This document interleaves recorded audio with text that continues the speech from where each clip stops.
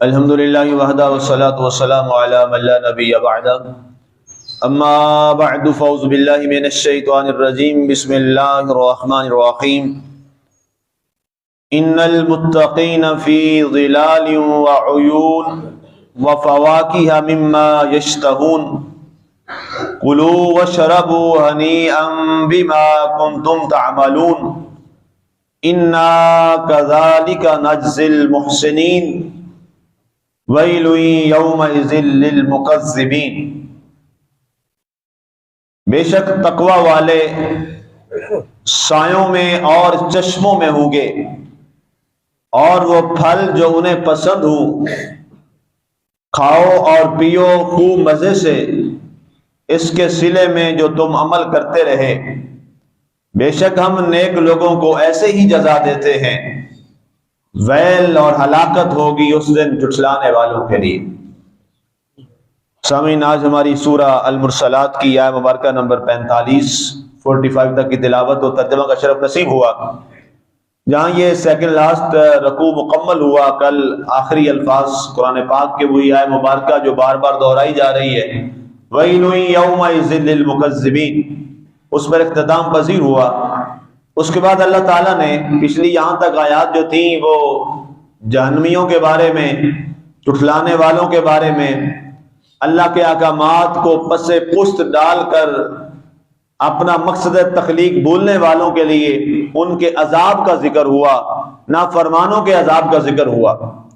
اب یہاں سے اللہ تعالیٰ اپنے پیارے اور ان برگزیدہ لوگوں کی تعریف اور ان کے انعام کا ذکر فرما رہا ہے جو ان کے برعکس نیک عمل کرتے رہے اور وہ کام ایک بھی نہ کیا جن کا پہلے ذکر کیا گیا، ان سے بچتے رہے۔ اللہ نے فرمایا ان المتقین فی ظلال وعیون، بے شک وہ لوگ جو صاحب تقوی ہیں، جنہوں نے تقوی اختیار کیا، متقین بن گئے، فرمایا وہ اس روز جس دن اتنے عذاب ہیں اللہ کے جن کا ذکر ہوا، فرمایا اس دن وہ اللہ کے سائے میں ہوں گے اور پانیوں کے چشموں میں وہاں خوشی سے رہ رہے ہیں۔ اب یہ متقین کا جو لفظ ہے، متقی کی جمع ہے، متقی بنتا ہے تقوی سے۔ اب تقوی کیا ہے؟ متقی شخص کس کو کہا جاتا ہے؟ کون شخص ہے جو متقی کہلانے کے لائق ہے؟ یاد رکھیے گا، ہر وہ شخص جس کے اندر اللہ اور اللہ کے رسول کی محبت اس قدر کوٹ کوٹ کر بھری ہوئی ہو کہ وہ کوئی بھی برائی کرنے سے یا بولنے سے پہلے وہ اتنا ڈرتا ہو کہ میرے اس عمل سے کہیں میری اس محبت میں کمی نہ آ جائے اور میرا مالک مجھ سے کہیں ناراض نہ ہو جائے، جس کے اندر یہ جذبہ آ جائے وہ شخص اللہ کے ہاں متقی۔ یہ ایک جامع تعریف میں نے آپ کے سامنے رکھی، بہت ساری اس کی تعریفیں لکھی ہیں مفسرین نے اپنے اپنے مزاج سے، ظاہر مفسرین بھی ظاہر ان کی اپنی رائے ہے، اور اللہ تعالیٰ نے ان کی صفات بھی بیان کی ہیں، کہیں کوئی صفات کہیں کوئی صفات، قرآن پاک کے اندر کہیں کوئی صفات۔ یہ تمام صفات کو جمع کرنے کے بعد یہ ایک لائن کی جو میں نے تعریف کی ہے متقی کی، یہ تمام ان چیزوں پر برابر اترتی ہے۔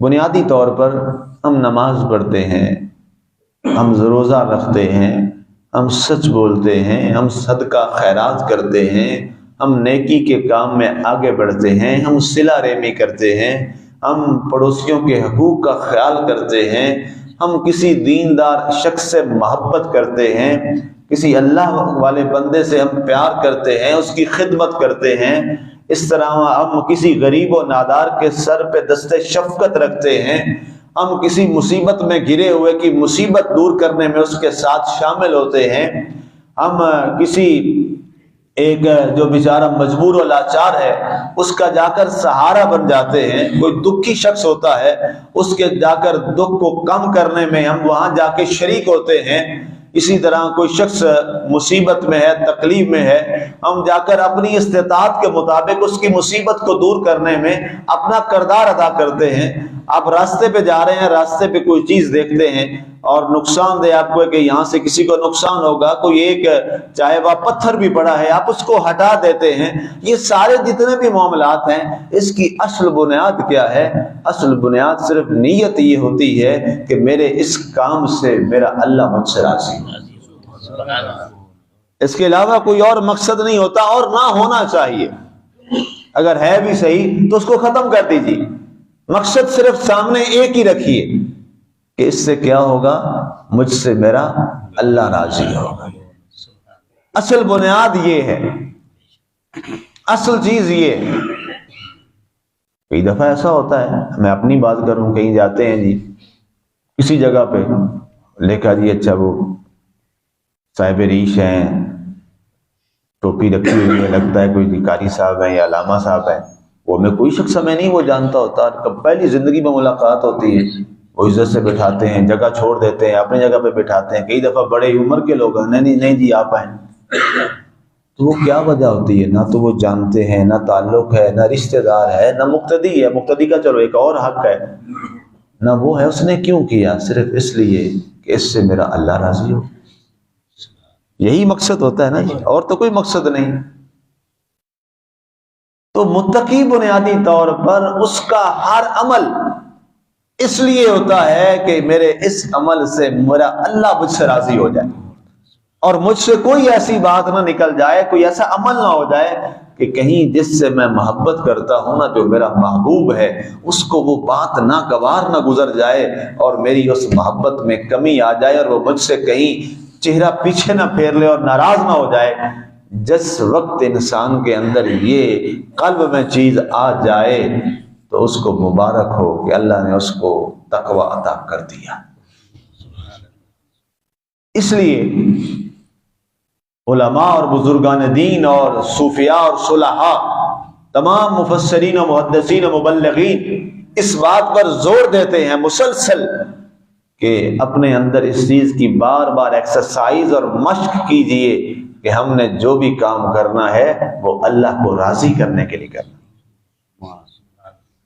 تو اب یہ ہے متقین۔ اگر ویسے ان کی صفات میں بیان کروں تو قرآن میں پورے پارے آئے پڑے، یہ اس کا میں نے شارٹ آپ کے سامنے رکھ دیا۔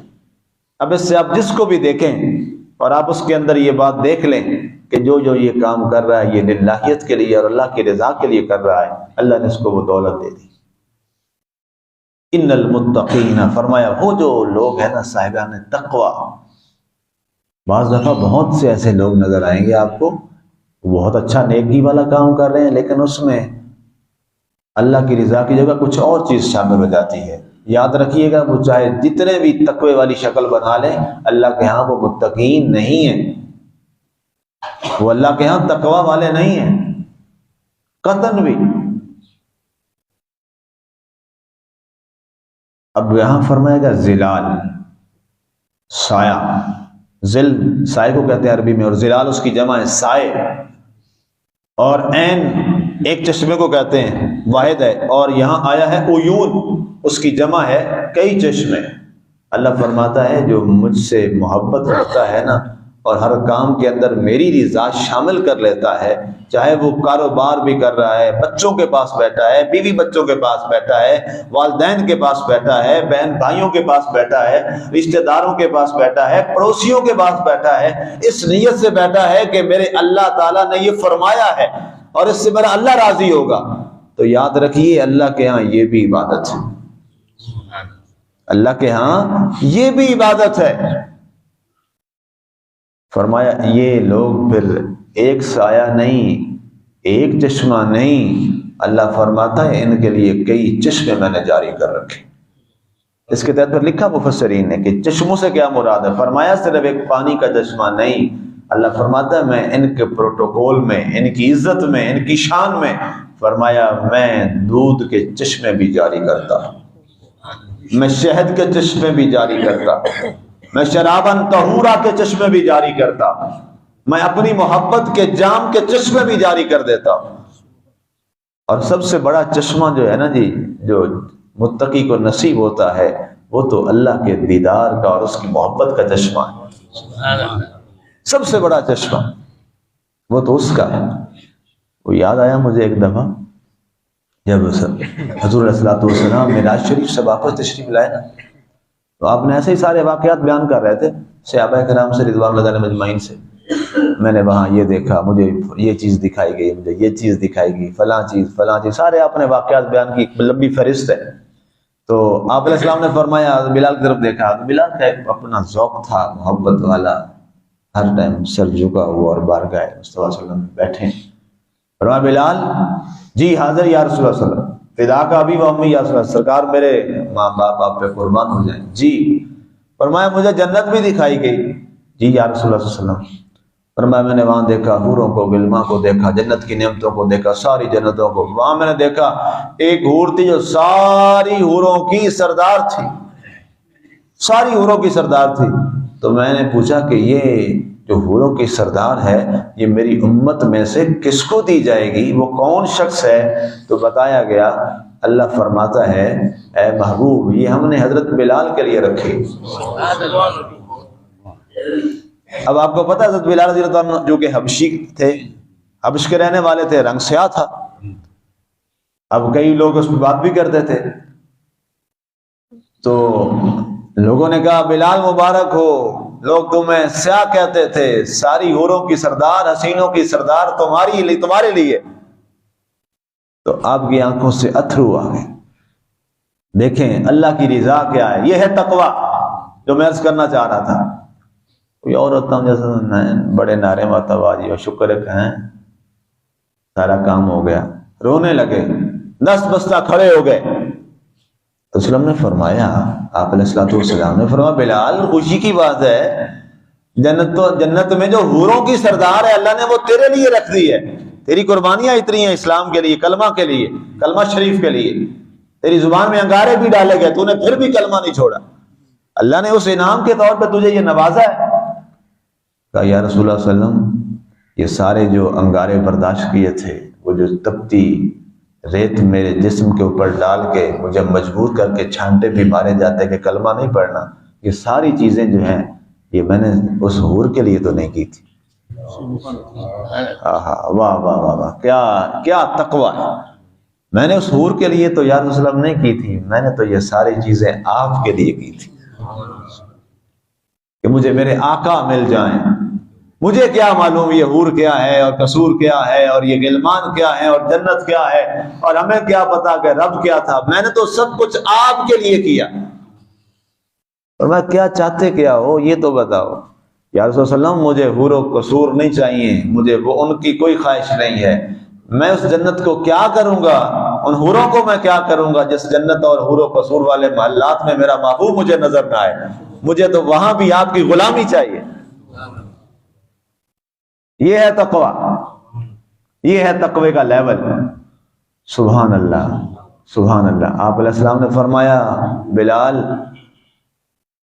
جس کی محبت جس کے ساتھ ہوگی قیامت والے دن وہ اسی کے ساتھ ہوگا، وہاں تو میرے ساتھ ہی ہوگا۔ سبحان اللہ۔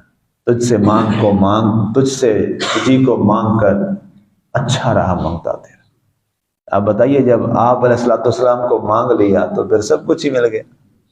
یہ اصل چیز ہے، اس پہ ہم نے غور کرنا ہے، اس کے لیے ہم نے کام کرنا۔ کیا چیز؟ ہر معاملے میں اللہ کی رضا، اللہ کے رسول کی اطاعت، اس کی اتباع۔ آگے فرمایا وَفَوَاكِهَا مِمَّا يَشْتَهُونَ، اور وہ پھل انہیں دیے جائیں گے جو انہیں پسند ہوں گے، جو وہ چاہیں گے، اور پھر ہم حکم دیں گے کُلُوا وَاشْرَبُوا هَنِيًّا بِمَا كُنتُمْ تَعْمَلُونَ، اے اہل جنت کھاؤ پیو جو تمہارا دل چاہے، یہ بدلہ ہے اس کا جو دنیا میں تم میری محبت میں نیک عمل کیا کرتے تھے، یہ بدلہ ہے، یہ سارے اس کے اعزازات ہیں۔ اِنَّا كَذَلِكَ نَجْزِي الْمُحْسِنِينَ، ہم جو نیک لوگ ہوتے ہیں اللہ کی بارگاہ میں محسنین ہوتے ہیں، ہم ایسے ہی ان کو اچھے نیک کاموں کا اچھا ہی بدلہ دیا کرتے ہیں۔ اب یہ وعدہ ہے اللہ کا۔ یہ بات فرمانے کے بعد پھر وہی آیت دہرائی گئی فرمایا یہ کرو گے تو یہ انعامات ہیں، اگر کوئی اور معاملہ ہوا تو پھر کیا ہے؟ ویل یومئذ للمکذبین، ویل ہے اس دن جھٹلانے والوں کے لیے۔ اللہ ہمیں جھٹلانے والوں سے نہیں، اللہ ہمیں تصدیق کرنے والوں میں سے بنائے، اور اللہ ہمیں محسنین میں سے بنائے، اور اللہ تعالیٰ ایسا ذل اور عین جہاں پہ ہو اللہ ہمیں وہ نصیب فرمائے۔ آمین۔ وما علینا الا البلاغ المبین۔